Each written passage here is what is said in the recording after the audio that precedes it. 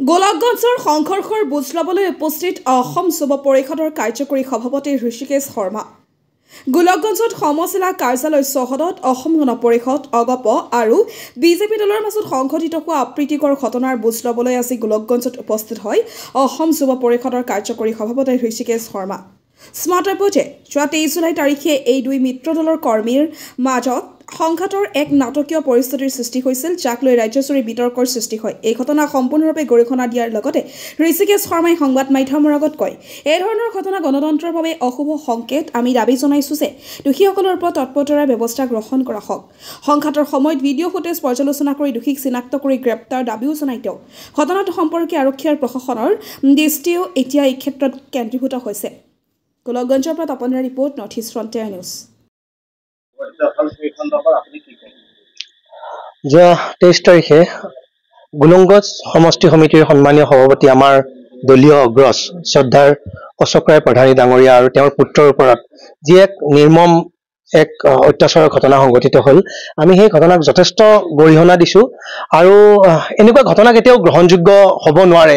এটা ডেমক্ৰেটিক ছিষ্টেমত এনেকুৱা ঘটনা কেতিয়াও গ্ৰহণযোগ্য হ'ব নোৱাৰে আৰু অসম আৰক্ষীৰ ওপৰত আমাৰ সম্পূৰ্ণ আস্থা আৰু বিশ্বাস আছে।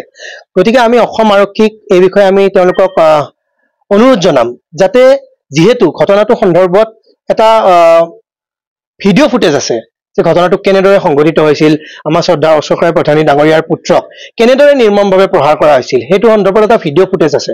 গতিকে সেই ভিডিঅ' ফুটেজটো চাই ফালে যোন দোষী আছিল সেই দোষীসকলক সোনকালে কৰায়ত্ব কৰি বিহিত ব্যৱস্থা শাস্তিৰ ব্যৱস্থা কৰিব লাগে। আমি সেইটো অসম আৰক্ষীৰ ওচৰত আবেদন জনাম, কাৰণ অসম আৰক্ষীৰ ওপৰত আমাৰ যথেষ্ট আস্থা আৰু বিশ্বাস আছে আৰু অসম আৰক্ষীয়ে কেতিয়াও কাকো বিপথে পৰিচালিত নকৰে বুলি আমি দৃঢ় বিশ্বাসী।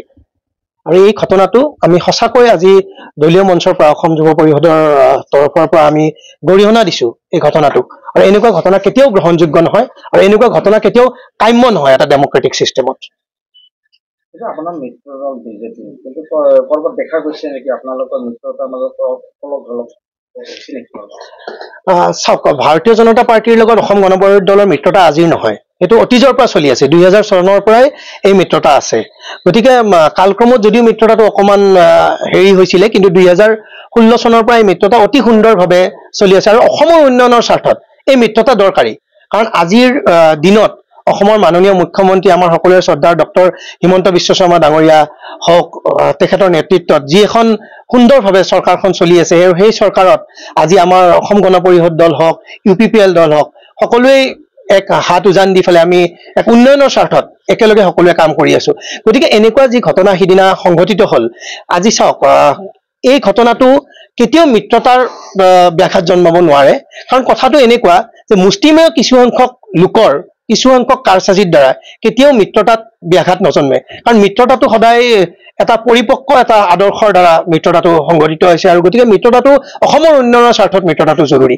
গতিকে যিসকল মুষ্টিমেয় ব্যক্তিৰ বাবে সিদিনাৰ এই ঘটনাটো সংঘটিত হ'ল, সেই ঘটনাটোক আমি বেয়া পাইছোঁ, সেই ঘটনাটোক আমি অত্যন্ত দুখ পাইছোঁ মিত্ৰদল হিচাপে আৰু আমি বেয়া পাইছোঁ। কিন্তু এই ক্ষেত্ৰত মিত্ৰতাৰ লগত কোনো সম্পৰ্ক নাই, কাৰণ মিত্ৰতাটো এটা অতি সুন্দৰ আৰু সাৱলীলভাৱে চলি আছে। মিত্ৰতা অসমৰ উন্নয়নৰ স্বাৰ্থত জৰুৰী।